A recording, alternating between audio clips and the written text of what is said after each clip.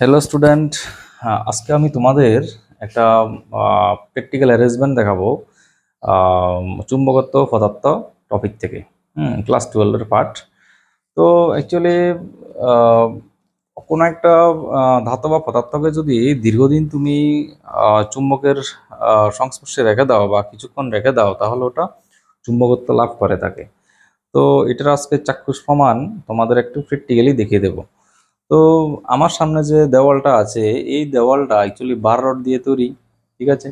তো বার রডগুলি অনেক বছর এই মাটির নিচে পোতা রয়েছে। অবশ্যই আমাদের এই পৃথিবী যদি একটা চুম্বক ক্ষেত্র রূপে কাজ করে, তাহলে অবশ্যই এর আশেপাশে অঞ্চলে যেই পোলটাই রয়েছে, সেই এখন যদি পৃথিবীর উত্তর মেরু বা দক্ষিণ মেরু এই অংশে থাকে এই এরিয়ার মধ্যে, তাহলে এটার এই যে রডগুলি থাকবে, রডগুলিও কি হবে, ম্যাগনেটাইজড হয়ে উত্তর মেরুর মতো বিহেভিয়ার করবে, ঠিক আছে? যদি দক্ষিণ মেরু থাকে তাহলে দক্ষিণ মেরুর মতন বিহেভিয়ার করবে। তো এটার আজকে একটা প্র্যাকটিক্যাল অ্যারেঞ্জমেন্ট আমি দেখাবো। তো চলো দেখি। দেখো, আমার কাছে একটা বার ম্যাগনেট আছে, বার ম্যাগনেট। তো বার ম্যাগনেট, দেখো এটা রেড পোর্শনটা হলো উত্তর মেরু আর এটা দক্ষিণ মেরু, ঠিক আছে? আমি যদি উত্তর মেরু এবং দক্ষিণ মেরুর সাপেক্ষে একটা সুতো দিয়ে মধ্যবর্তী অংশে যদি ঝুলিয়ে দিই, তাহলে আম, এটাকে যদি কোনো একটা আম, মানে চুম্বকের কাছে যদি নিয়ে যায়, তাহলে ওটার উত্তর মেরু এবং দক্ষিণ মেরুর বিক্ষেপণ দেখা দেবে, ঠিক আছে? তো তাহলে চলো দেখাই।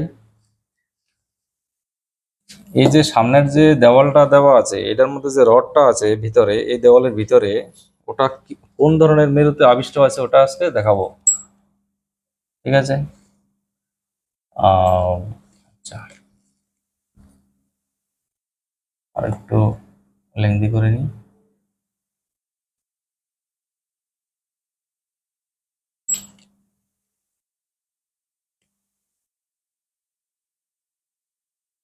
আচ্ছা,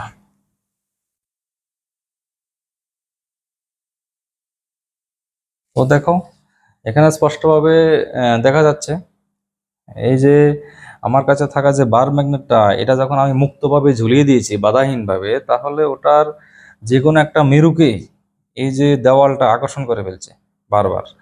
কোন মেরুকে? দক্ষিণ মেরুকে। দক্ষিণ মেরুকে আকর্ষণ করছে, তার মানে এই বার রডগুলি উত্তর মেরুতে আবিষ্ট হয়েছে, কোনো ওকে নর্থ পোল আছে আশেপাশে। অর্থাৎ মানে পৃথিবীর যে উত্তর মেরুর যে প্রভাব, সেটা আমাদের এই ত্রিপুরা রাজ্যের মধ্যে অনেক বেশি, ওকে, অনেকটাই বেশি। তো এটাই ফ্রিলি সাসপেন্ডেড ম্যাগনেটের দ্বারাই পর্যবেক্ষণ করা যায় ইজিলি। তোমাদের একটু জুম করে দেখাবো।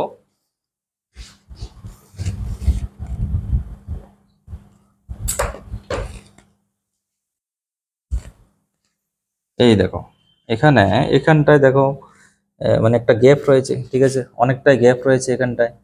হ্যাঁ, আর সে সাউথ পোলকে আকর্ষণ করে রেখেছে। অর্থাৎ এখানে থাকা এই দেওয়ালের অভ্যন্তরে থাকা যে রডগুলি দীর্ঘদিন পৃথিবীর পৃষ্ঠে থাকার কারণে, মানে পৃথিবীর সংস্পর্শে থাকার কারণে ওইগুলি আবিষ্ট হয়ে গেছে, অর্থাৎ চুম্বক ধর্ম লাভ করেছে। যার ফলে এই যে বার ম্যাগনেট বা দণ্ডচুম্বকের দক্ষিণ মেরুকে সেটা আকর্ষণ করে ফেলে। এইভাবে আমরা প্র্যাকটিক্যালি দেখাতে পারি। তো thank you for watching my video.